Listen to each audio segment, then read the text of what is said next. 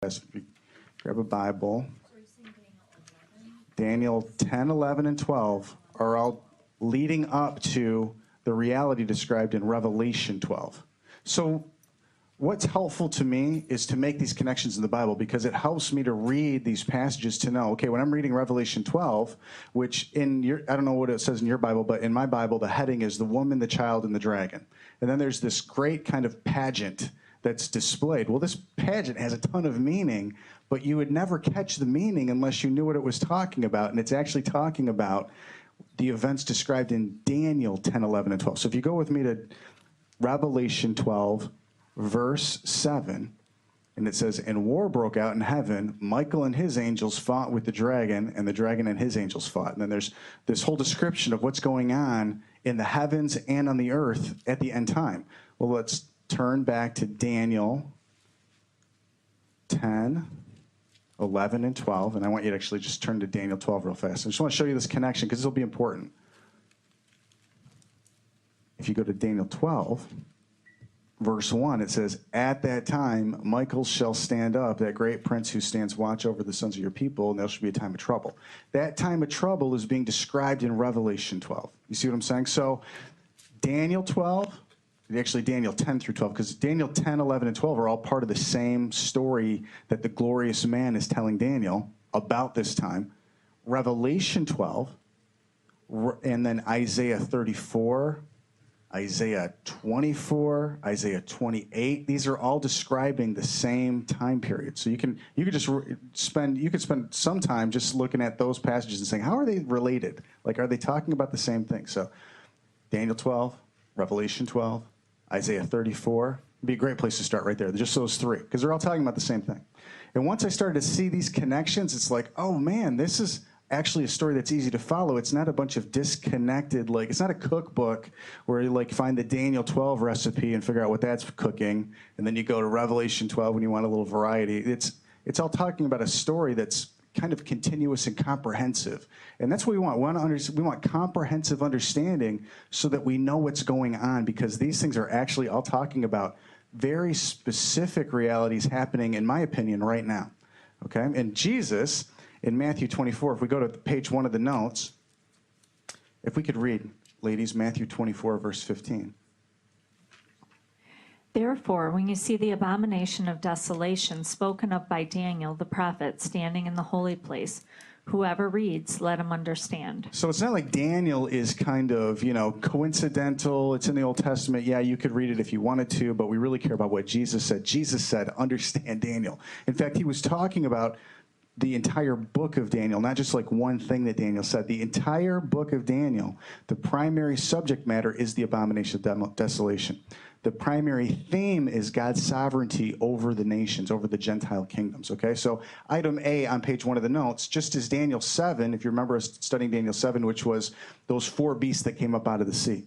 They were telling us about the political power base of the Antichrist, like the different empires that the Antichrist empire would kind of be built on.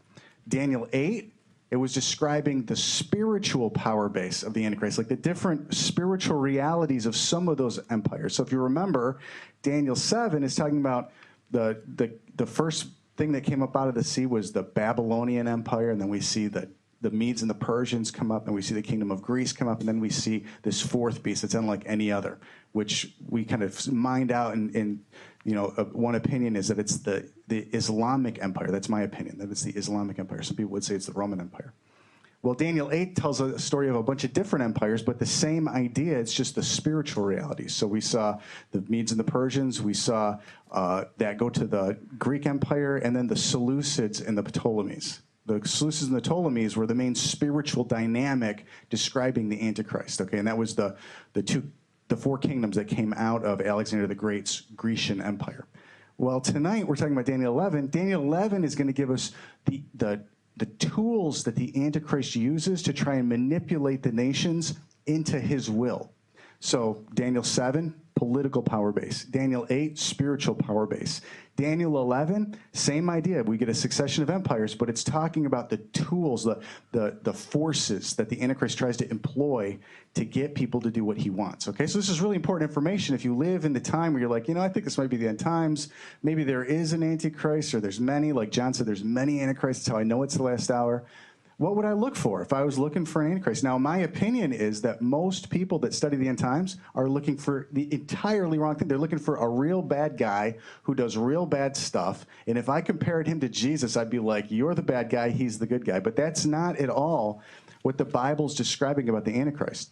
The Antichrist, the anti in Antichrist means alternative to Christ. So the Antichrist, if I just look at him from a simply ends justifies the means, or the means justify the ends kind of paradigm, the Antichrist wants the same ends as Jesus Christ. He wants a renewed earth. He wants people to get along. He wants peace. He wants health care. He wants everyone to be protected in their bodies. He wants money distributed evenly. He wants it to be fair. Well, Jesus wants all those things. So if I'm looking for somebody who wants a bunch of stuff Jesus doesn't want, I'm not looking for the Antichrist. If I'm looking for somebody who wants the same things Jesus wants, he just wants them impatiently and in a humanistic power structure. That's the Antichrist. So it's very tempting to be like, to Halloweenize the Antichrist. That's a really wrong approach. Daniel 11 has a ton of information about this, so I'm really excited actually to talk about it tonight. Okay, so Daniel 11 is a fascinating foretelling of history, just as Daniel 8 was. In fact, the main criticism of the book of Daniel, there's a couple of passages that most critics up until the 1940s used. And those passages were Daniel 8 and Daniel 11 is such an accurate foretelling of history. Historians said there's no way that could have been written before it happened because the details are too minute. They're too minutely fulfilled, like the succession of kings and the way that it happened. We know a lot of the stories being described in Daniel 11, like the story of Cleopatra. That's one of the stories that's in Daniel 11. It was so minutely accurate that until the Dead Sea Scrolls were found, the main criticism was there's no way it could have been this accurate. But Jesus in Matthew 24, verse 15, what we just read, he said, Daniel's a prophet. So Jesus confirmed that was written by Daniel, and it was written prophetically. It wasn't written after the fact as an explanation of history. Did you ask something? Did you raise your hand? Oh, okay. Sweet. Okay, so you didn't know it? Verse 17 of Daniel 11 is actually describing Cleopatra. And she married a 10-year-old kid, and I've got the name of the king in here. And her, the marriage was actually intended so that she would have influence over this Egyptian king so that her father could get influence in Egypt. But she actually really fell in love with the guy and didn't side with her dad, and it all backfired. And that's all described right there in that little verse. Verse 17. Now, Daniel, I should tell you on the front end, Daniel 11, verses 1 all the way to verse 35. You pick almost any Bible commentary, and they will agree that this history happened, and it's actually fairly easy, if you know history, to know who these passages are describing. So it's not like this is a bunch of controversial, well, some people think that, some people don't. You get to verse 36, none of verse 36 on has in most people's opinion, has happened yet. I think we're actually living in the time of verses 36 through 45.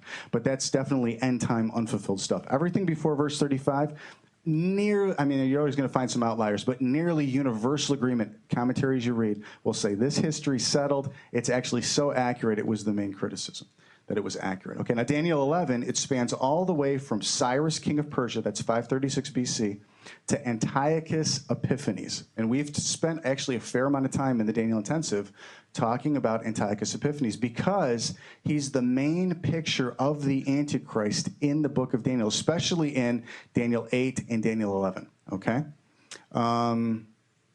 That spans a time period about 400 years. So what I'm saying is from Daniel 11:1 up until Daniel 11:35, that's a 400-year span that's describing in that page and a half. Okay, and then to the last days of this age, so we'd say, okay, if verses 36 through 45 are describing the end times, that's at least a time span of about 2,600 years. If we thought we're living in the end times, the next decade or two, that would be about 2,600 years that spans, okay? Now, the certain man Jesus, as we talked about last time we were together, he says to Daniel that heaven has been orchestrating these events prior to Cyrus. Okay, so let's pick up in Daniel 10, verses 20 to 21. That's where we left off last time, and then we'll read all the way in to Daniel 11:1. Then he said, "Do you know why I have come to you? And now I must return to fight with the prince of Persia. And when I have gone forth, indeed, the prince of Greece will come. But I will tell you what is noted in the scripture of truth. No one upholds me against these except Michael, your prince." Okay, and then the very next verse is, Also, in the first year of Darius the Mede, I stood up to confirm and strengthen him. okay, so it's important that we remember what happened when Darius the Mede became king. So Darius the Mede took the kingdom, remember, the fall of Babylon, from Belshazzar. Belshazzar was the guy that like had all the temple utensils. He's having a party, the finger writes on the wall. And then Darius the Mede comes to power, and what the glorious man is saying is, that was me. I was there. I stood up to confirm him and to strengthen him. And Daniel found a ton of favor with Darius the Mede. Now, Darius the Mede is also the guy that put Daniel in the lion's den. So Darius the Mede, he's a figure that the Lord is using, but he's telling Daniel something here. He's saying, look, the events that have led you to this point, my hand is behind all of them. I'm the one that's orchestrating these things. I'm sovereign over these guys. That's really important. Now, these chapters, they need to inform our picture of the Antichrist. Darius the Mede, he's one of the 7 mountains that is a picture of what builds up to the Antichrist. So when we read in Revelation 13, Revelation 17, and John's shown like this beast coming up out of the sea. He's got 7 heads. Then he sees like the woman. She's sitting on 7 mountains. These 7 mountains are the pictures of the Antichrist before. The guys who got delusional enough running a global superpower to actually demand people worship them. Darius the Mede was one of these guys, okay? But the glorious man says, I stood up to confirm him and strengthen him. So we've got to say, well, wait a second. Could God actually be okay with an Antichrist? And the answer is not only yes, but God raises them up for a very specific purpose, okay? So we want to understand that. It's important that our picture of the Antichrist is informed by the Bible, not that we inform the Bible of our ideas of what's good and evil. Our ideas of good and evil are the problem. That's what happened at the fall of man in Genesis 3. Adam and Eve were like, we'll eat some fruit, we'll tell you what's good and evil. That doesn't work. We've got to get our ideas of good and evil from the Bible, from God. Okay, so these chapters, they need to inform our picture of the Antichrist and how we see him. God made the Antichrist for a future and a hope. Now, we read last time we were together, we read in Ezekiel 28, the Lord talking through the prophet Ezekiel about Lucifer. And he says, you were made perfect in the garden, like you were made perfect among the stones. I can't remember exactly how the phrasing goes. But the idea is, all of the people in these passages, they have a choice. They have free will. And so God, he didn't make the Antichrist to rebel against him. He made him with the option to obey him. But he doesn't have to obey him, okay? And we don't have, that should be sobering to us because we don't have to obey him either. We want to obey him. He gives us his Holy Spirit. We can listen to the Spirit. We can learn to obey him. That's really important because there's a lot of dignity on our choices. Okay, so God made the Antichrist for a future and a hope. God works all things for the good of those who love him and are called according to his purpose. So even man's rebellion, God is using for the good of anyone who loves God and is called according to his purpose, like walks in the purposes of God. You don't have to worry about other people's rebellion is the point. As long as you stay steady in obeying God, other people's rebellion doesn't disrupt the plan God has for you. God is sovereign over all the kingdoms of men, including the Antichrist kingdom. He's completely sovereign over all of them. He could stop any of it anytime he wants. God uses the Antichrist to accomplish his purpose, which is to use the least intense means necessary to reach the greatest number of people at the deepest heart level without ever violating free will. Okay?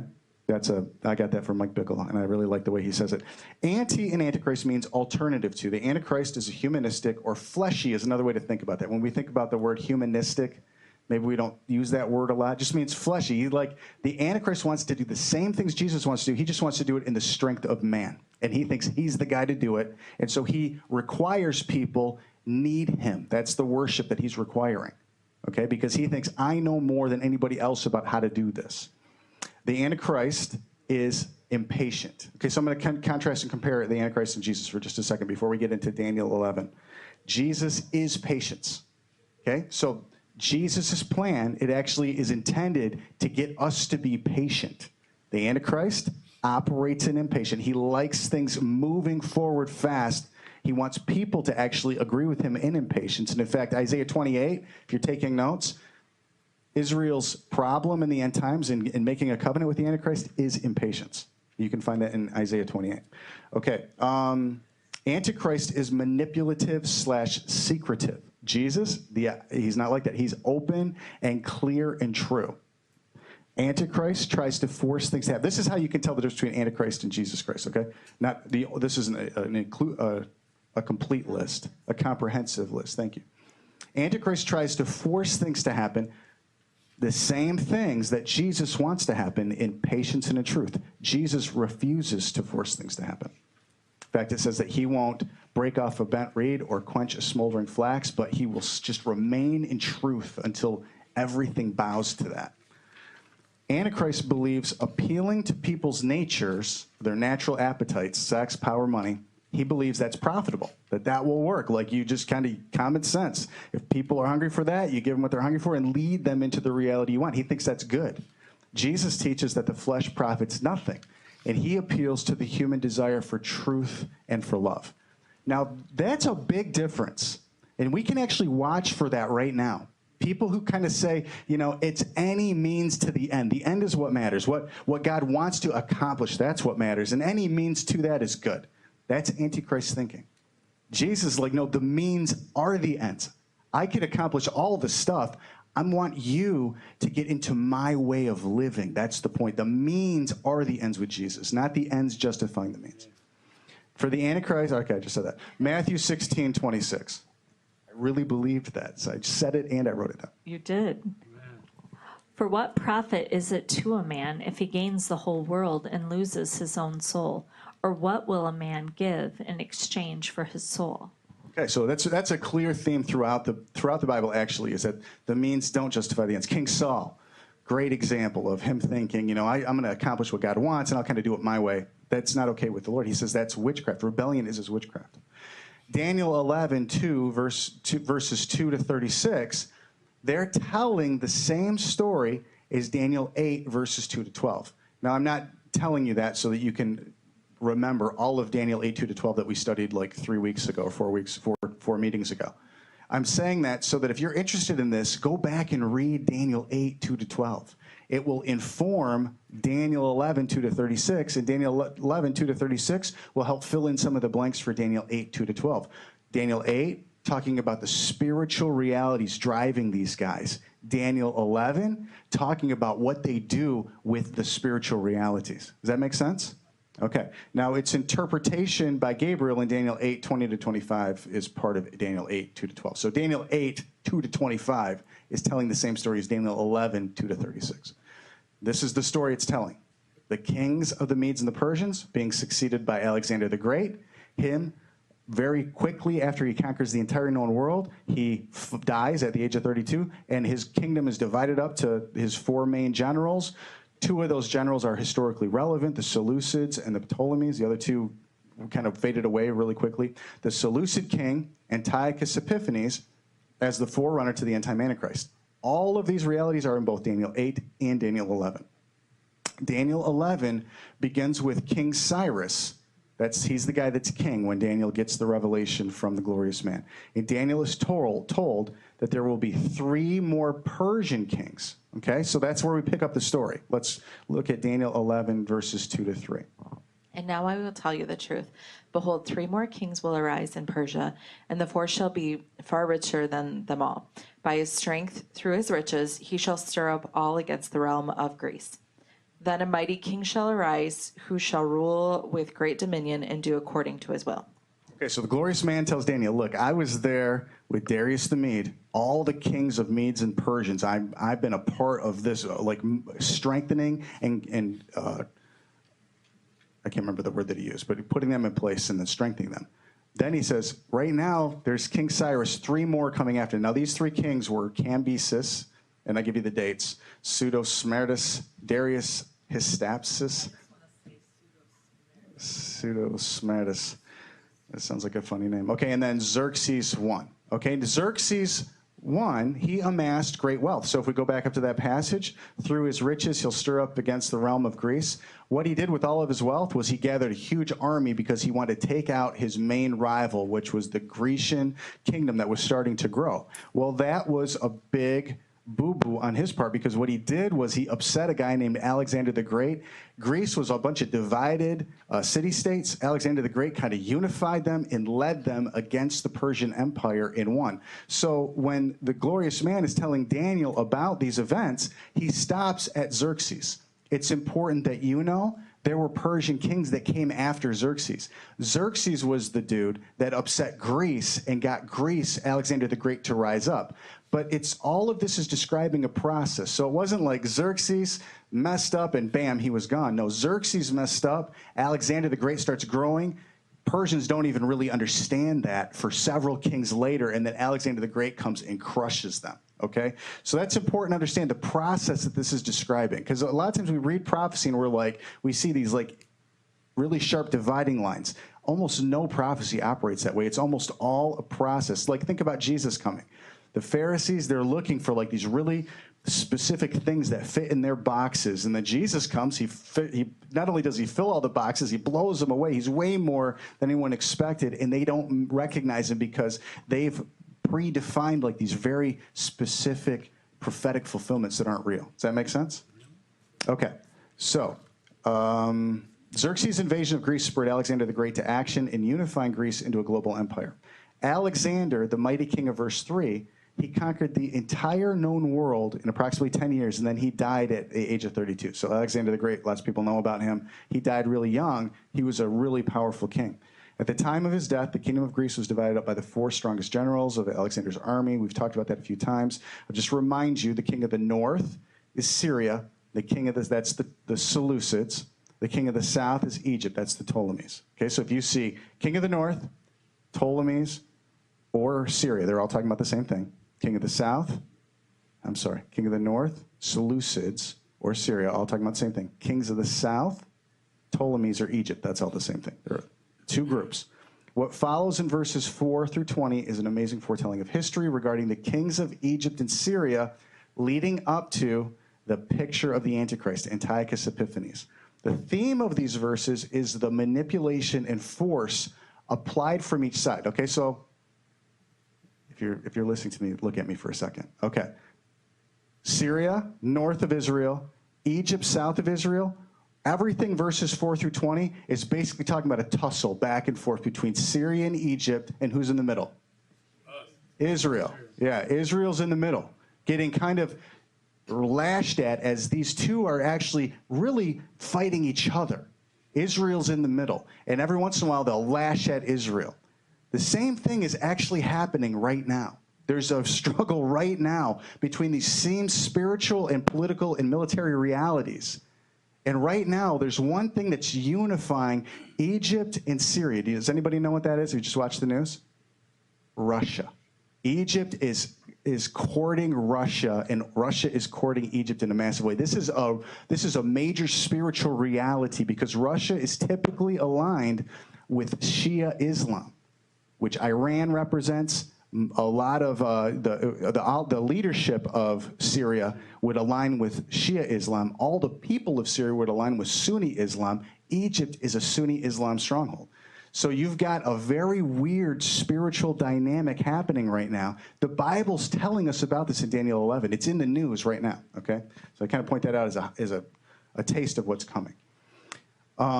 What follows in verses 420 is a foretelling of the history of these two kind of fighting leading up to the Antichrist. The theme of the verses is the manipulation and force applied from each side and how Jerusalem was caught in the middle. These kings tried desperately to control the Middle East and were willing to use a variety of means to gain that end. Page 3 of the notes.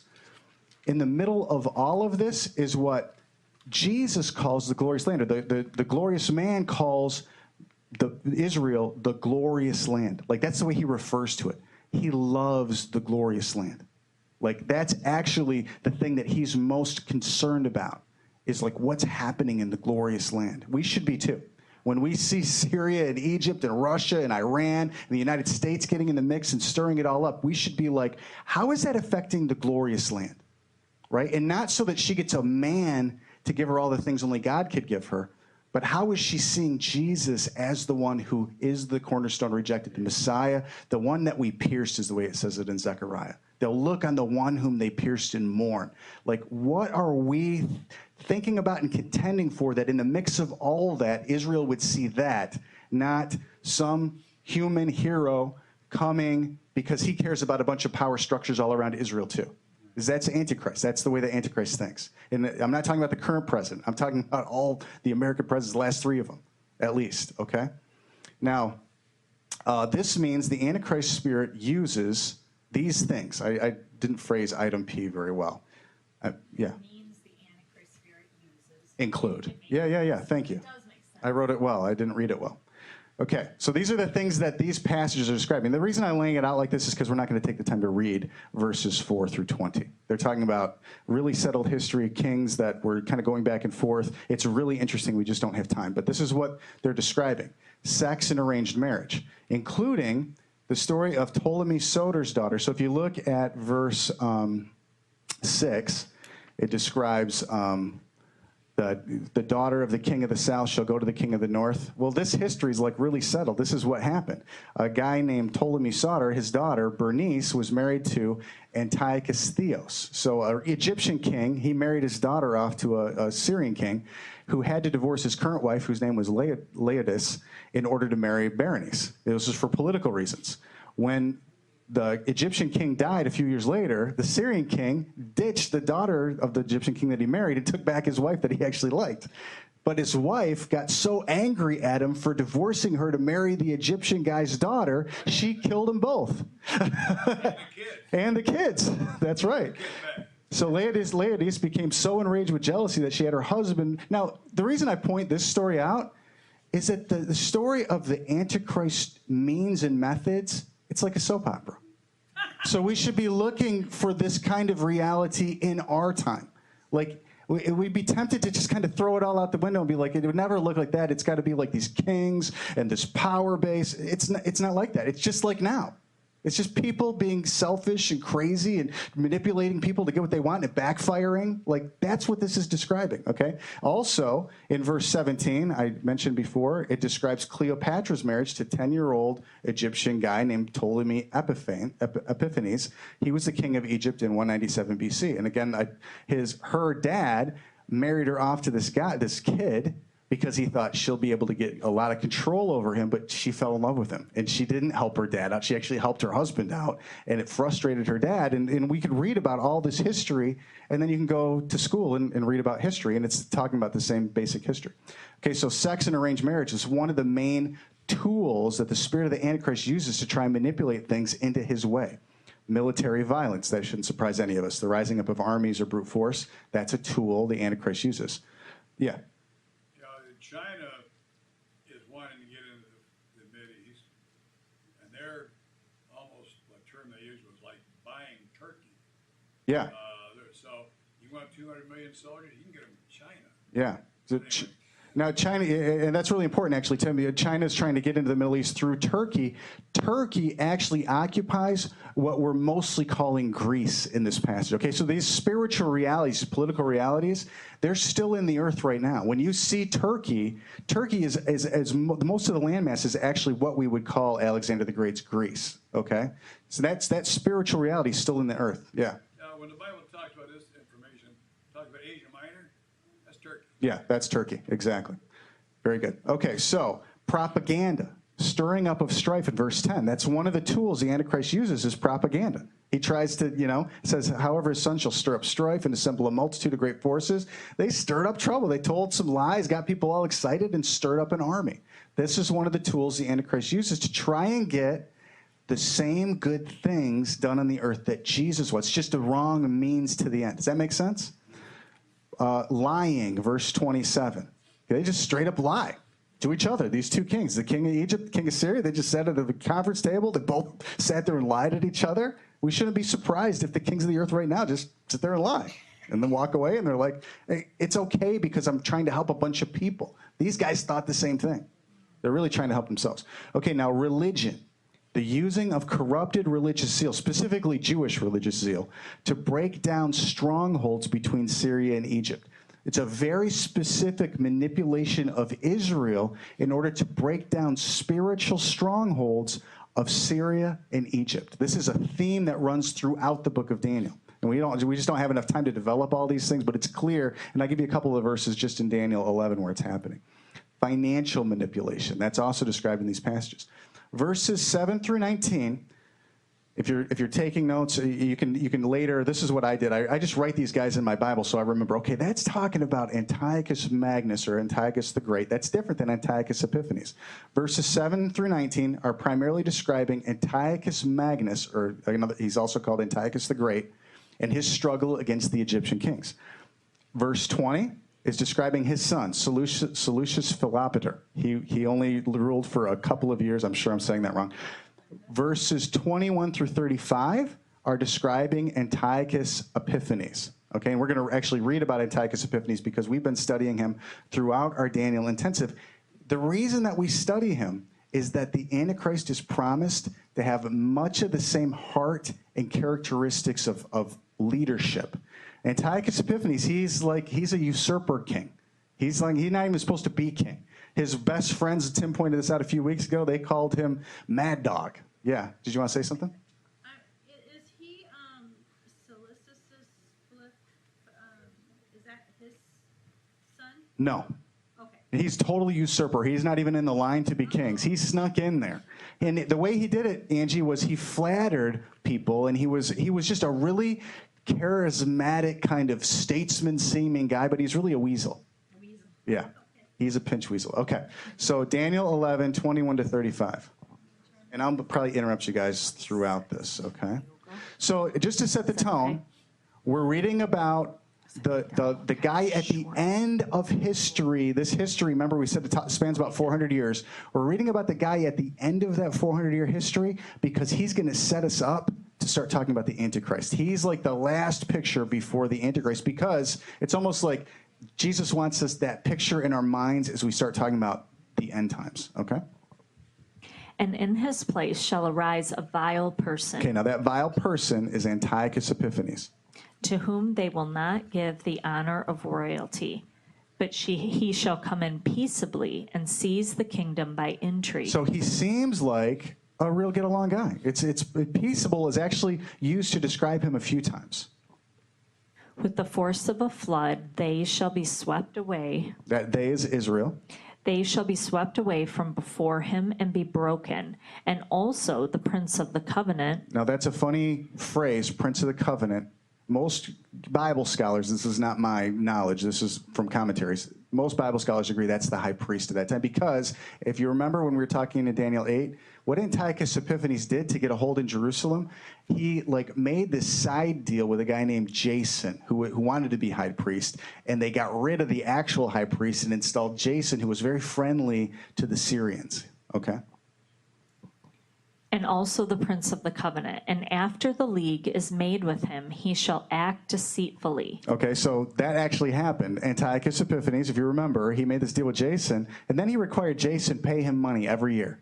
And the guy who carried the money for Jason from Jerusalem to Syria, he decided on the way one day, I'll give him more. And then he made that guy the high priest. And he shall act deceitfully, for he shall come up and become strong with a small number of people. He shall enter peaceably even into the richest places of the province, and he shall do what his fathers have not done, nor his forefathers. He shall disperse among them the plunder, spoil, and riches. What would we call that in modern terms? Redistribution of wealth or communism. Yeah, he's like, you guys come with me, we'll take their stuff and I'll give it to you. This is a common spirit right now in the earth. Disperse among them the plunder, spoil, and riches, and he shall devise his plans against the strongholds, but only for a time. He shall stir up his power and his courage against the king of the south. Okay, who's the king of the south? Egypt. Egypt. And the king of the south shall be stirred up to battle with a very great and very mighty army. Now, history minutely fulfills these. This is a prophecy that was given way back in Daniel's day in 536 BC.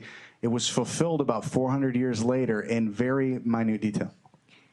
With a very great and mighty army, but he shall not stand, for they shall devise plans against him. Yes, those who eat of the portion of his delicacies shall destroy him. What's the moral of this story?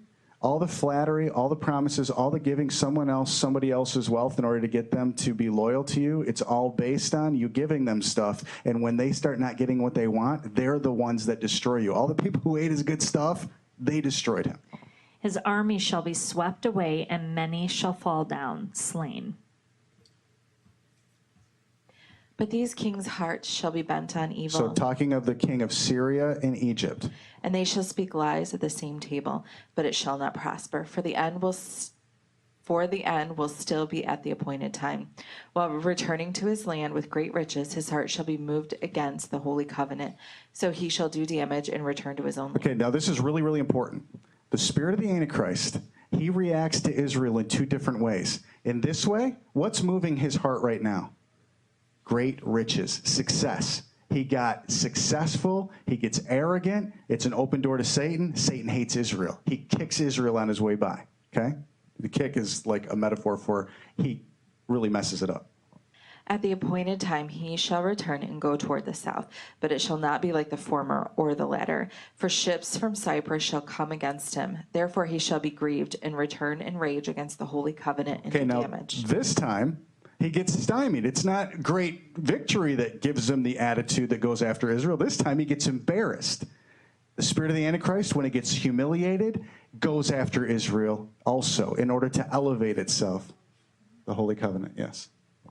So he shall return and show regard for those who forsake the holy covenant. Okay, and what that's describing is he takes advantage of Jewish people who are impatient and defiled. They're not doing things holy. They just want to do things expediently. He takes advantage of that. He shows regard for them. He's like, okay, I'll help you. And forces shall be mustered by him, and they shall defile the sanctuary fortress. Then they shall take away the daily sacrifices and place there the abomination of desolation. Okay, so if you remember, we talked about all this happening in Daniel 8. This is all described in Daniel 8. It leads us up to the story of Hanukkah, which is the cleansing again of the Temple Mount after it's defiled by the abomination of desolation. Those who do wickedly against the covenant he shall corrupt with flattery, but the people who know their God shall be strong and carry out great exploits. Now that's God using all these things for the good of those who love him and are called according to his purposes. Resistance, it's making them strong, just like exercise makes us strong. God, he knows what he's doing. And those of the people who understand shall instruct many. Yet for many days they shall fall by sword and flame, by captivity and plundering. Now, are they dying because God's not sovereign over the situation? No. They're actually dying because he is sovereign over the situation. He's refining a people to go forward with him forever. Now when they fall, they shall be aided with a little help, but many shall join with them by intrigue. Is that good? Is it good to join with Israel for selfish motivation? Does any means justify the ends? No. And some of those of understanding shall fall, to refine them, purify them, and make them white, until the time of the end, because it is still for the appointed time.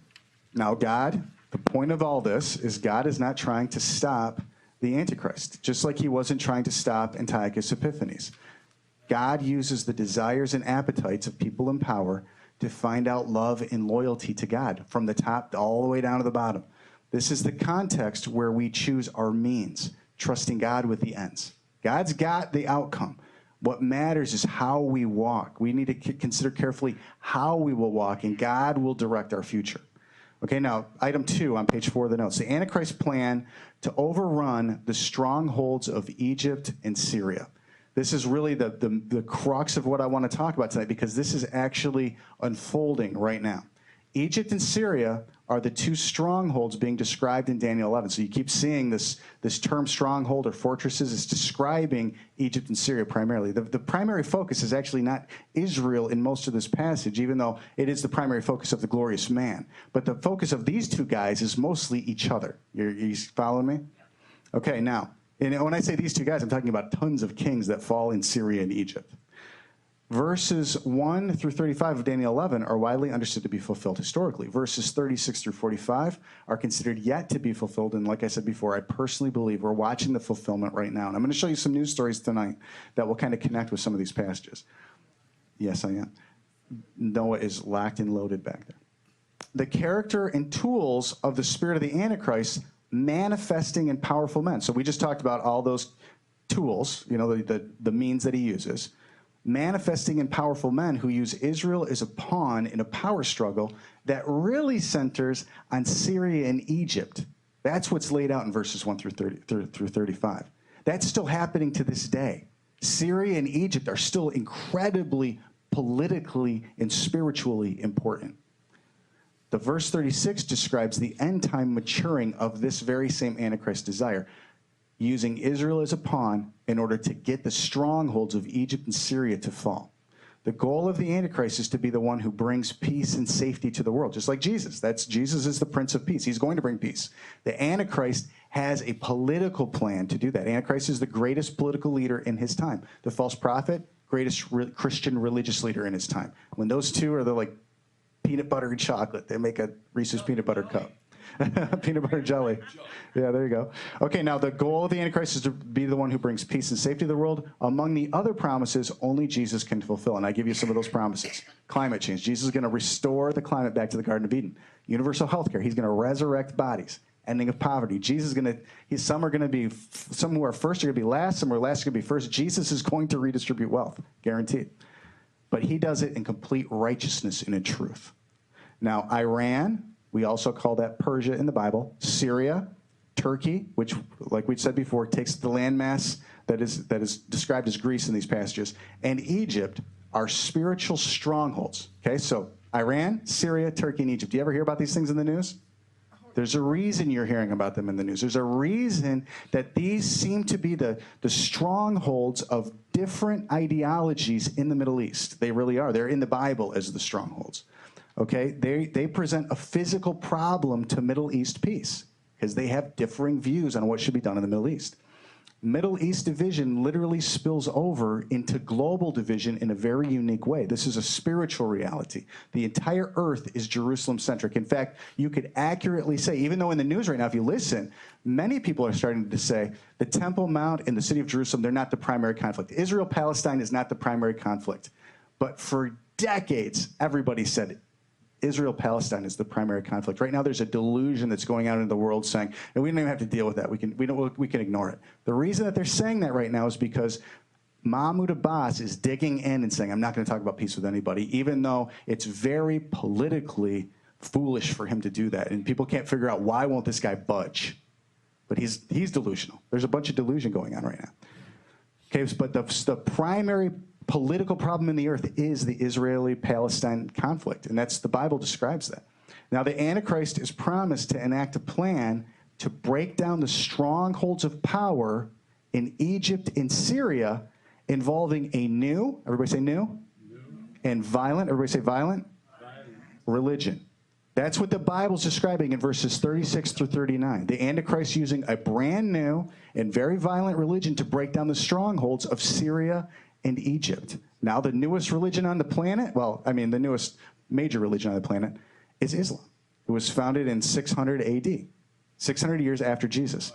Although the Antichrist will not subscribe to Islam, he will use it to break down the strongholds of Egypt and Syria. And the result will be an occupation of Israel by him, called the Siege of Jerusalem in the Bible. And you can read about that in Zechariah. Because the Antichrist will also, and not only Zechariah, but Zechariah really clearly lays it out. Because the Antichrist will also manipulate events in Jerusalem. Daniel 9, 26 through 27. We talked about that when we looked at Daniel 9, that the Antichrist tries to manipulate events in Jerusalem by brokering a covenant and then stopping the daily sacrifice. He's really involved in Jerusalem. Okay, does that make sense, what I'm saying? That the Antichrist, he won't subscribe to Islam, but he'll use Islam in order to break down the strongholds of Syria and Egypt. This is not my opinion. This is what the Bible says. What I'm saying is you can actually see this happening right now. Okay? Daniel 11, 36 to 39. Good job. All right. Then the king shall do according to his own will. He shall exalt He shall exalt and magnify himself above every god, shall speak blasphemies against the God of gods, and shall prosper until the wrath has been accomplished. Now, the Antichrist, what this is saying is that the Antichrist, he is a godless man. He doesn't really believe anybody knows more than he does. So he exalts himself above all gods, although he's peaceable, like Antiochus Epiphanes. He uses the same manipulation, same flattery of the people of the covenant. Like, this was all set up for us to understand it's going to be a little bit deceptive. In fact, that's the main warning Jesus gives in the New Testament. Do not be deceived. But the Antichrist, another thing you should be watching for, he'll get richer and richer and richer throughout the end times. Even though he's a political guy, he'll get richer and richer and richer. He shall speak blasphemies against the God of gods, and shall prosper until the wrath has been accomplished. For what has been determined shall be done. He shall neither regard the God of his fathers, nor the desire of women, nor regard any God. So what religion does he subscribe to? No. None. You'll hear some people say the Antichrist is a Muslim. The Bible is actually very clear that he couldn't be. The Antichrist is a humanist, but he uses the religions of the world. And the idea is this. He raises one up to get the other ones afraid, to fight against the one, so that he can make the claim, all religion is just like that one. We need no religion. He believes his theology is John Lennon's Imagine. Imagine no heaven, no hell, nothing worth dying for. That's his theology. Nor the desires of women, nor regard any God, for he shall exalt himself above them all. But in their place he shall honor a God of fortresses. Even though he doesn't subscribe to this God, he honors this God. And a God which his fathers did not know, he shall honor with gold and silver, with precious stones and pleasant things. Thus he shall act against the strongest fortresses with a foreign God, which he shall acknowledge and advance its glory. And he shall cause them to rule over many and divide the land for gain. So this is what this is describing.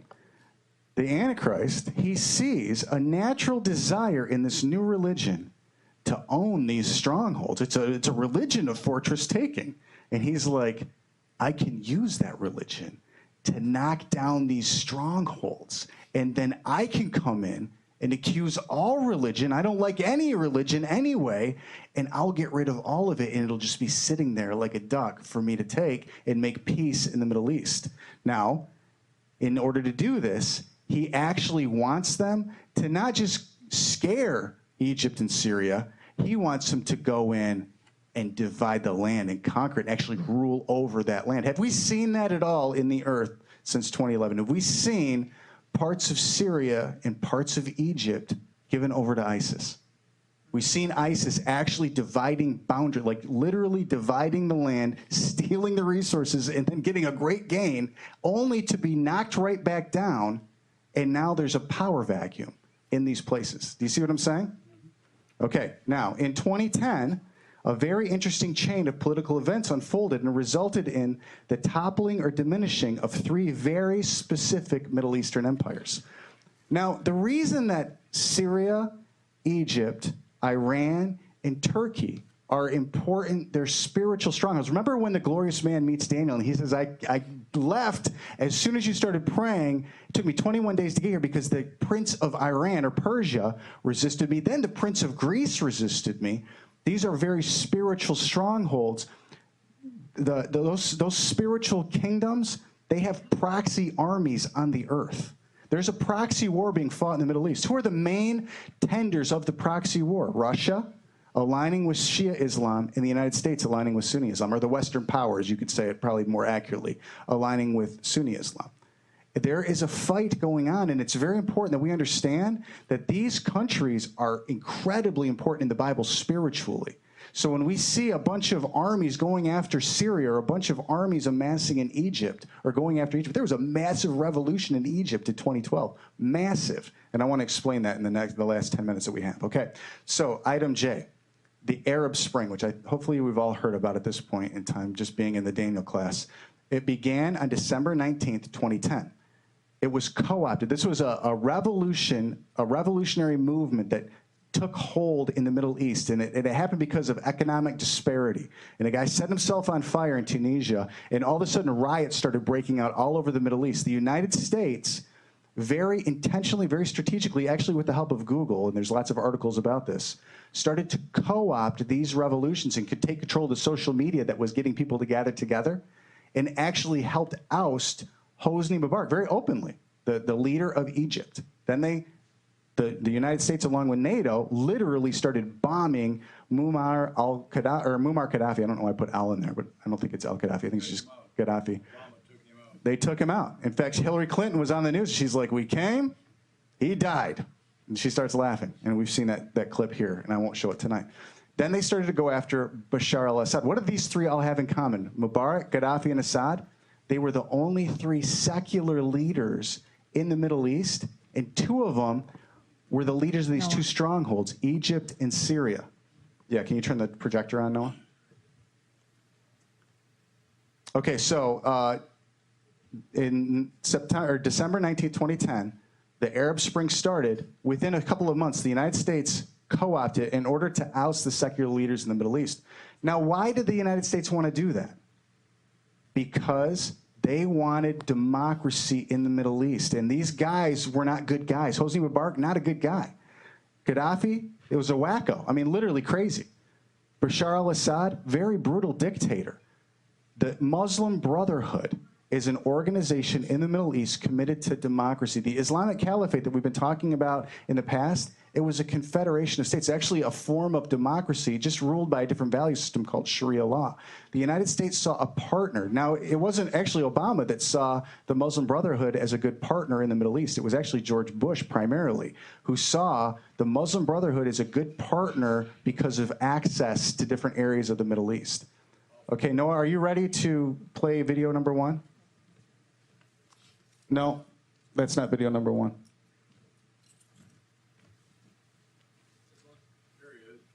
That is. There you go. So, Noah, can you turn the sound up on that?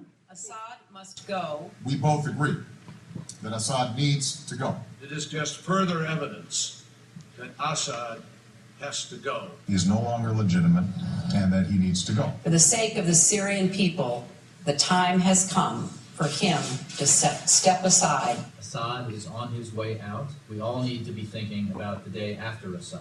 Assad has lost all legitimacy, that his time has passed. President al-Assad has lost legitimacy, that he needs to step down. As I have said many times before, Assad has lost all legitimacy, and Assad must go. He has stated unequivocally that Assad has lost all legitimacy and cannot conceivably continue to govern. Assad has lost all legitimacy to govern. We've also been clear that Assad has lost all legitimacy to lead. What we've done is organize the international community, saying Assad has to go. And I'm confident that Assad will go. It's not a question of if, it's when.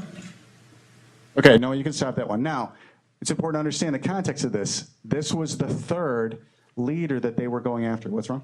I just want to throw stuff in. Oh, They know okay. what I mean. Don't worry. Okay. I thought we knew. We're not going to throw stuff in here. Okay. 3 leaders were deposed by the American administration, or 3 were attempted to be deposed. Al-Assad is still in power. Hosni Mubarak and Gaddafi were the first 2. After those 2 fell, all the attention turned towards Syria, okay, and that was in 2012, 2013. And then we just watched the video of the entire, the government was basically unified in saying, the point is getting rid of these thugs in the Middle East so that democracy can flourish. Now, as we discussed in week 9, this is very similar to what is described in Daniel 7 regarding the Antichrist political power base. So before we read this, we're going to read Daniel 7, verse 8, which I'm referring to in item K. But what President Obama was saying was, I've gathered a coalition of the nations in order to deal with Assad. That coalition included 10 very specific Middle Eastern countries. It was called the 10-Nation Arab Coalition. Now, that should really pique our interest. And we talked about this when we talked about the 10 horns, because the Bible prophesied that that would happen. There would be 10 smaller kings that would want to partner with a larger government and be kings for 1 hour with that larger government. So let's read Daniel 7, verse 8, which describes what happened with that confederation. I was considering the horns, and there was another horn, a little one, coming up among them, before whom 3 of the first horns were plucked out by the roots. And there in this horn were the eyes like the eyes of a man, and a mouth speaking pompous words. Okay, so after these events, the U.S. withdrew from Iraq. Once this 10-nation coalition was assembled and these 3 horns were basically being pulled up, the United States withdrew from Iraq, which allowed Sunni resistance movements, which Al-Qaeda in Iraq was the name of one of them, to begin taking over Iraq and the eastern portions of Syria. ISIS was birthed in the winter of 2014. There was no such thing as ISIS before the winter of 2014 because ISIS was really a bunch of disparate fighters, including some Free Syrian Army guys. They were mostly Muslim Brotherhood Sunni guys. Al-Qaeda in Iraq. We pulled out of Iraq, and there were a ton of weapons that we had put into Iraq. Okay, and a very violent expression of Islam began breaking down the fortress of Syria. On September 11th, 2014, the president came out and had announced that he had organized this 10-nation Sunni Arab coalition to fight ISIS, which the U.S. actually enabled the creation of just 3 years earlier by withdrawing troops from Iraq. And I give you the list of the nations that made up this 10-nation coalition. Now, some of them are Shia, some of them are Sunni. If you know anything about Islam, you know Sunni and Shia Islam, they hate each other. So we're trying to put something together. Now, the Bible, remember when we talked in Daniel 2, it described that last empire as being like iron and clay. They don't really mix. Okay? And it's starting to fall apart. That's the point. The iron and clay falling apart, that's what we're going to read about in Daniel 11, 40 to 45. But Daniel 36 to 39 describes why it falls apart, because a very violent religion was used in order to take down the strongholds of Syria and Egypt. Okay, so let's watch video number 2, Noah, which is that one. Yep. We've watched this one before, too. I'm just reminding you. In the Middle East, 10 Arab nations pledged to join Washington's fight against Islamic State militants. Retired U.S. Marine General John Allen is said to be coordinating the efforts in Syria and Iraq. Our Konzoa has this story. President Obama's broad coalition of U.S. allies to counter Islamic State militants is gradually taking shape. 10 Arab nations, including Saudi Arabia, Iraq, Egypt, and Lebanon, have vowed to support the international coalition, which aims to ultimately destroy the extremist group. This pledge came on Thursday at a meeting of the nation's foreign ministers and U.S. Secretary of State John Kerry in the Saudi coastal city of Jeddah.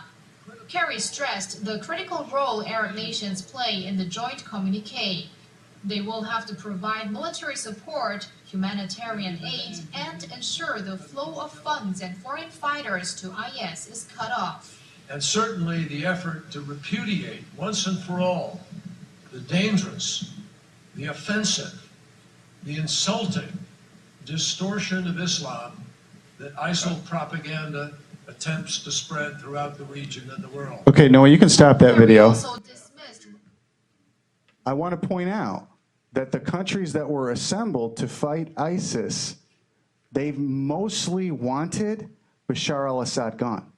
What ISIS was doing was fighting against Bashar al-Assad. It's actually a major conflict of interest geopolitically over the last several decades that they would align, and even with the United States, who kept saying Bashar al-Assad must go. Well, that's what ISIS was actually doing, was trying to break down Bashar al-Assad's empire. They weren't coming after the United States, they were coming after Bashar al-Assad. They weren't really even fighting that much the Free Syrian Army. What they wanted to get rid of is that stronghold of Bashar al-Assad, which they see as a corruption of Islam. Then they'll deal with all the other infidels. But what they wanted first, if you watched ISIS, what they mostly did was attack religious sites, a lot of Islamic religious sites, and break them all down because they are purists, ideologues for Islam. The United States knows that.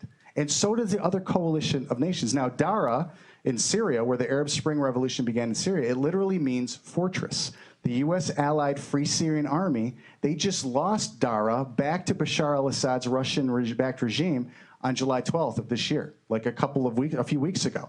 In 2011, the United States partnered with Qatar. So if you look at this list of 10 horns, Qatar, that Sunni Islam state, back in 2011, when all this started, the U.S. partnered with Qatar, who is very friendly with Iran. That makes them very unique in Sunni Islam. They have very close economic ties with Iran and a state sponsor of the Muslim Brotherhood. Qatar is the owner of the Al Jazeera network. They actually own a TV station. The United States was very, very friendly with Qatar under the Obama administration because they were a mouthpiece of the Muslim Brotherhood who we were backing to bring democracy to the Middle East, only it's Islamic democracy. It's what you hear called political Islam. If you watch like CNN or Fox News, you hear a guy named Judy, remember that guy's name? There's an Islamic kind of spokesman, and he's always talking about political Islam. We need political Islam, not religious Islam. I can't remember his name all of a sudden, but political Islam means the same thing as the Muslim Brotherhood. As is developed in the 10-nation Arab coalition designed to fight ISIS. Okay, so the Muslim Brotherhood was the main kind of glue between this 10-nation coalition. Also called, another term you might hear in the news is the GCC, or Gulf Cooperative Council. The 10-nation coalition is basically the GCC, not exactly, but very close. In May 2017, so the Obama administration really partnered with Qatar. In May 2017, the United States broke that partnership and sided with Saudi Arabia, a chief enemy of Qatar, an arch nemesis of Qatar, and a sworn enemy of Iran. Saudi Arabia and Iran are arch enemies. The United States did that, flipped a switch, and went with Saudi Arabia in order to rebuild terrorist fighting alliances in the Middle East. If you remember, President Trump had his hand on the little orb, and then it all lit up, and they had all this bank of computers, and they said, this is the new network that's going to find all the terrorists. Well, a lot of them are the terrorists. Like, they're backing the terrorists. Like, this is kind of crazy unless you understand it from a biblical standpoint. What's going on? They're trying to break down the strongholds of Syria. And if you listen to the current president, he also wants to get rid of Bashar al-Assad. He also has a big problem with Hosni Mubarak. Hosni Mubarak has insulted the president of the United States twice now, and it's made him very upset. Egypt and Syria are very much on the radar of the United States. But at the same time, Egypt, very uniquely in all of history, is making a massive political alliance with Russia. In fact, Russia is building an air base in Egypt right now to fight ISIS in Libya. Libya and Egypt share a border, and ISIS keeps encroaching on Libya's border, or on Egypt's border. Egypt invited Russia to come and fight ISIS, just like Russia fought ISIS in Syria. Do you see what I'm saying? This is all intended to break down these two. But the Bible is very clear. The collateral damage is going to be Israel, and it's going to be an occupation of Israel, okay? So let's watch the next two videos. Video number 3, Noah.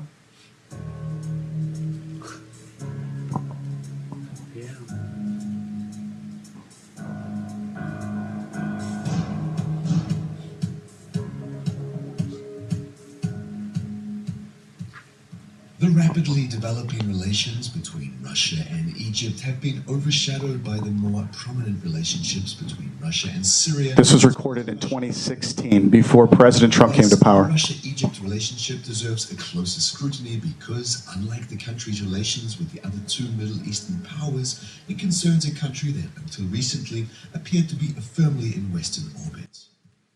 That's Mohammed Morsi, the leader of Egypt, former. Eurasia therefore represents a far bigger change for the region than Russia's successful support of the legitimate Syrian government or the close relationship with the Islamic Republic of Iran, both of which have been on the Western enemies list for decades.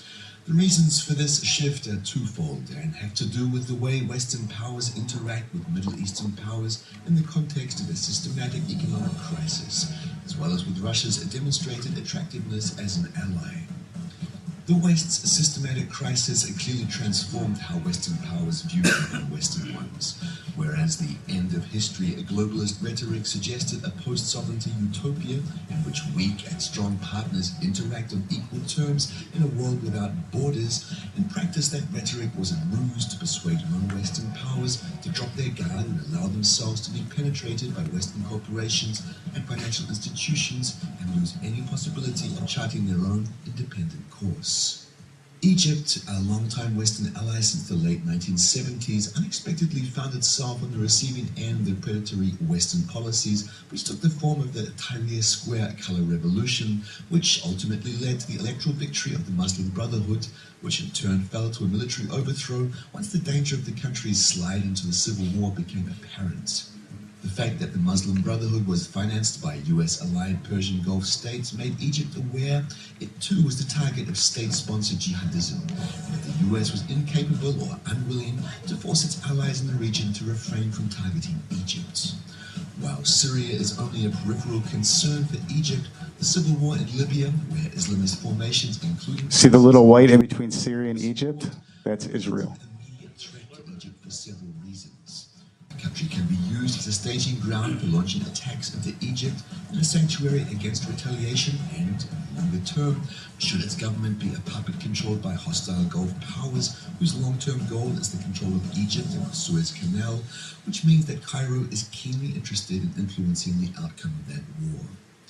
Russia thus became an attractive partner because of its history of non-involvement in the internal politics of its allies. Can you pause it for a second, Noah? To a fault because what that's saying, in just layman's terms, is that Egypt saw this all going down and thought to itself, Russia is our best bet to survive all of this manipulation going on in the Middle East. This was in 2016, before Trump became president.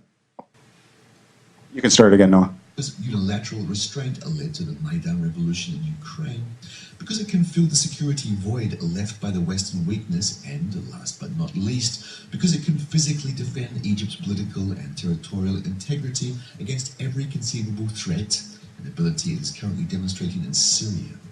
Egypt appears to be taking advantage of these capabilities. Cooperation now includes the possibility of establishing a Russian airbase in Egypt, which has since happened, by Russian paratroopers to Egypt, and special operations troops providing training to their Egyptian counterparts. Egypt is also shifting its military procurement plans towards Russia. The two Mistral-class ships that have been acquired by Egypt will receive the originally planned Russian electronic suite and will carry Russian helicopters. There are discussions of MiG fighter sales to Egypt, and the country received a Monia-class missile boat. Now From the Russian perspective, Egypt represents yet another bulwark of security against Western encroachment, a symmetric response to NATO expansion, Eastern Partnership, and color revolutions. Combined with the military presence in Syria, Cyprus's general pro-Russian orientation, and the neutralization of Turkey, which was also facilitated by an abortive West-promoted coup attempt, Egyptian bases would transform Eastern Mediterranean into a Russian lake. Which is important because ships are going to come from Cyprus. Pad for power projection into other unstable areas of the Middle East, and if Egypt's control of the Suez Canal is guaranteed by Russian arms, this guarantee endows both countries with a very effective means of pressuring Western and Gulf Arab powers. Okay, Noah, you can turn that one off and get ready to do the next one. Now, this was the political reality that was happening in 2016, which is actually pretty clearly associated with what we've been reading about. In 2017, even though these things were all happening and people knew about it, what the current president did was basically take that hornet's nest in Russian and Egyptian involvement growing, and he just shook it really hard. So no, let's play this last video. We won't listen to the whole thing. Contradicted President Trump's position on Qatar during the Gulf states' ongoing diplomatic crisis. Now that it's been more than 2 weeks since the embargo started, we are mystified that the Gulf states do not yeah. release to the public nor to the Qataris the details about the claims that they are making toward Qatar. The more that time goes by, the more doubt is raised about the actions taken by Saudi Arabia and the UAE. At this point, we are left with one simple question. Were the actions really about their concerns regarding Qatar's alleged support for terrorism, or were they about the long-simmering grievances between and among the GCC? Okay, Noah, pause this for a second. So this lady is from the State Department, the United States State Department. What she was doing was she was explaining to the world the State Department's position on Saudi Arabia and the other 10 nations that were part of that Gulf coalition. They started boycotting Qatar last summer. When the president went and picked Saudi Arabia to be the new Middle Eastern partner, they all isolated Qatar, which was the Obama administration's favored one. And the State Department was explaining that they didn't understand what was going on, not realizing that at the same time, the president had an entirely different take on it. Let's finish just the next couple minutes, or the next couple seconds now. The time had come to call on Qatar to end its funding. They have to end that funding. And its extremist ideology in terms of funding. The nation of Qatar, unfortunately, has historically been a funder of terrorism. But even Trump himself's been sending mixed messages as he sold $12 billion worth of fighter jets just 5 days after lashing out at Doha's terror funding. Well, to discuss this further, I'm now joined live. Okay, Noah, you can stop that one. And that's it for videos. So I mostly just wanted to see the news clips and the actual quotes of the officials, not so much the spin, because it's hard to find these news stories in American media. You actually have to go to very biased media to find them. But they're real things that are happening, okay? So I want to end right here on page 6. The Bible is clear that a situation similar to this, what we just watched, will result in a regional war that begins what Daniel is told is a time of trouble unlike any other. That's the time when Michael stands up. That's that Revelation 12 time. This coincides with the breaking apart of the 10-horn Antichrist coalition. The whole time of trouble, the regional war, what it is the 10 horns that were gathered together. They only gather together for 1 hour. They rule for 1 hour. Then they turn and burn the harlot, who is the Antichrist country, with fire. And what we're seeing is actually a very unstable alliance of people who really don't get along that good, like iron and clay, right now in our day, breaking apart as the fortresses of Syria and Egypt are being pummeled by the two major world powers. This is the same thing that's being described here. Okay, so I want to read, I want to go down to Daniel 11. So Revelation 17, 12 to 18, I give you that passage because that's where you hear about the 10 horns actually flipping on the Antichrist. Like, they don't stay with him. It's only really quick, and it's like iron and clay mixing. With just a little bit of a push, it all breaks apart, and then all those 10 coalition members, they jump and side with the enemy of the one who gathered the coalition. That's the point. That's what's happened throughout history, and it's happening right now. These countries are aligning with Russia because they're aligning with Iran, who is a proxy of Russia, and they're aligning with Egypt, and they're aligning with Syria. So you need to take this information and watch the news. Is this happening? Is some of these Middle Eastern countries that were previously allied with us, are they suddenly going to Russia? Is Russia's influence growing in the Middle East? And what does the Bible say about that? Okay, so we're going to end right here, Daniel 11, 40 to 45. At the time of the end, the king of the south, that's Egypt, shall attack him, the Antichrist. And the king of the north, that's Syria, shall come against him like a whirlwind. The Antichrist. They both attack not each other, but the one who stirred up the hornet's nest. Like a whirlwind, with chariots, horsemen, and with many ships. And he shall... Go ahead. You should ask yourself, how does Syria and Egypt attack this guy with many ships? They don't really even have that many ships. But you just saw in that video, they have a friend from the north and from the east that's got a lot of ships. And he shall enter the countries, overwhelm them, and pass through. That's talking about the Antichrist. So the Antichrist, he gets freaked out when they attack him. They attack him in a small way. He brings the biggest army on the planet to wipe them out. He shall also enter the glorious land, and many countries shall be overthrown. Now, why does he enter the glorious land? We read from other passages because he feels as the Antichrist that it's his job to be like Jesus Christ and protect Israel. For her own good, he enters the glorious land. He lays siege to Israel because he thinks Israel is the problem for the whole thing anyway.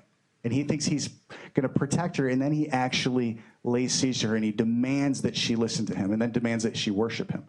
But these shall escape from his hand, Edom, Moab, and the prominent people of Ammon. That's all describing Jordan. He shall stretch out his hand against the countries, and the land of Egypt shall not escape. He shall have power over the treasures of gold and silver, and over all the precious things of Egypt.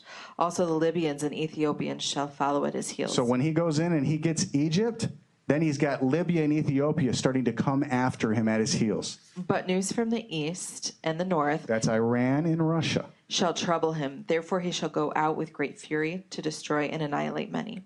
And he shall plant the tents of his palace between the seas and the glorious holy mountain. Yet he shall come to his end, and no one will help him. Let's go ahead and read that last verse. At that time, Michael. At that time, when that regional war breaks out, and Egypt and Syria are suddenly aligned with each other against the same enemy, and that enemy has a much bigger army and goes in and starts having his way in the Middle East, and then Russia and Iran stand up. Can you see this like being set up right now? That's the point I'm trying to make. Like the world is, for the first time since Israel became a nation in 1948, Israel has to be a nation for these things to happen. Israel became a nation after 2,000 years of not even existing. And these political realities started to emerge, and we're living in the maturity of them right now. Right now. And we're supposed to understand that's the time that Michael stands up. So if you go back to the last time we were together, what makes Michael stand up? A praying church. That's the point. When the church sees these things, the bride, the people who really love Jesus and really know, they know the word. Remember, we read about them.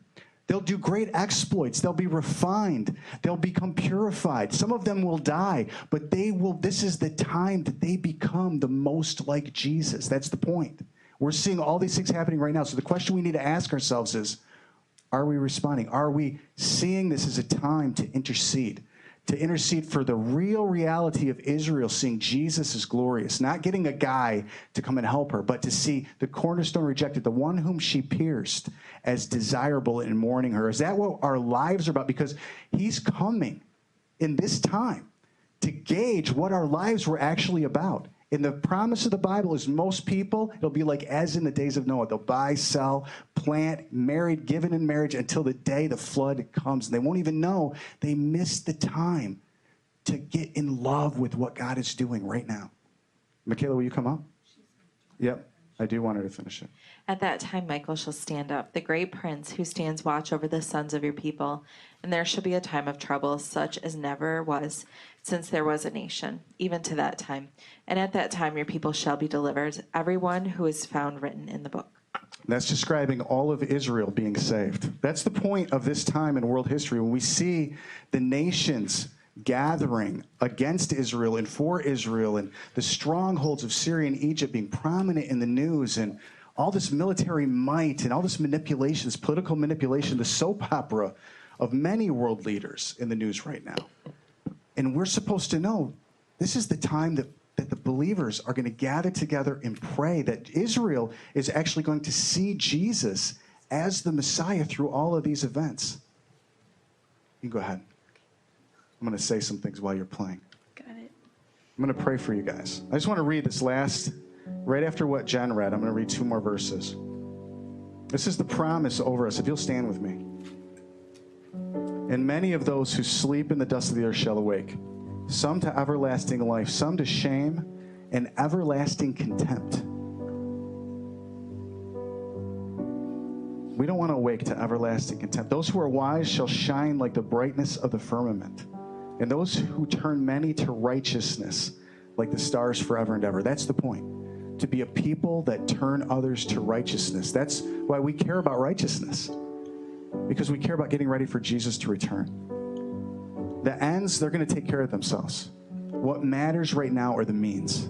The means of finding safety. The means of finding peace. The means of finding provision. He'll take care of it. He'll take care of the safety. He'll take care of the peace. He'll take care of the provision. But how are we going about positioning ourselves for these things? Because it's going to matter forever. It's going to matter in 1 billion years. Some will be raised up to glory. Some will be raised up to shame and contempt. So if you want to be raised up to glory, if you want a vision, if you just want understanding, you want to see the politics happening all around you in the context of the Bible, I just believe there's a grace for that tonight. That happens by praying. It doesn't happen by studying. It happens by praying. The Holy Spirit reveals this stuff. He revealed it to me, and I don't have it all down, obviously, but it's the Holy Spirit that unveils this stuff. Jesus, he's talking to Daniel. This isn't just Daniel studying the books. He's having an encounter with the Lord that we're still gleaning from. If you want that, I just want to pray for you. Holy Spirit, just respond to him. Just raise your hand or take a step forward. Just tell him with your own words, Jesus, I want to understand what's going on all around me. Jesus, I'm asking, would you come, would you speak to us? I pray even tonight, would you give us dreams and visions of who we are in this time? Could we be the ones, Lord, that just tell the truth with clarity? Can we be the ones, Lord, that teach others righteousness because we go after it ourselves? We ask for forgiveness. We're generous. Lord, we forgive those who use us, who lie about us. Lord, would you give us vision for how worth it is to act like you, Jesus, just to try to pray. Help me to forgive. Help me, Lord, to operate in the gifts of the Spirit. Help me with patience If you need patience tonight, I just feel like that's what the Lord, he really wants to impart that. Just tell him, I need patience, God. If you want forgiveness, just tell him, I need to learn forgiveness. Holy Spirit, right now in this room, touch us. Touch us with your glory. I just pray for that sensation of your presence, Lord, that just gives us confidence that you're here. Right now, all over the room, just touch us in power as we worship you. Lord, let us feel your nearness in Jesus' name.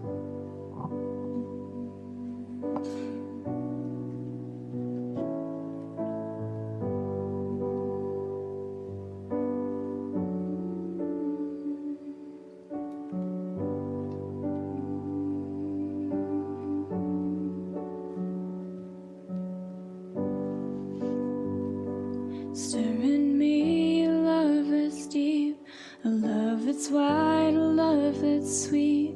Help me, Lord, to never keep it to myself. And if my heart should dimly burn, and if my feet should fail to run, call my name and I will come right back to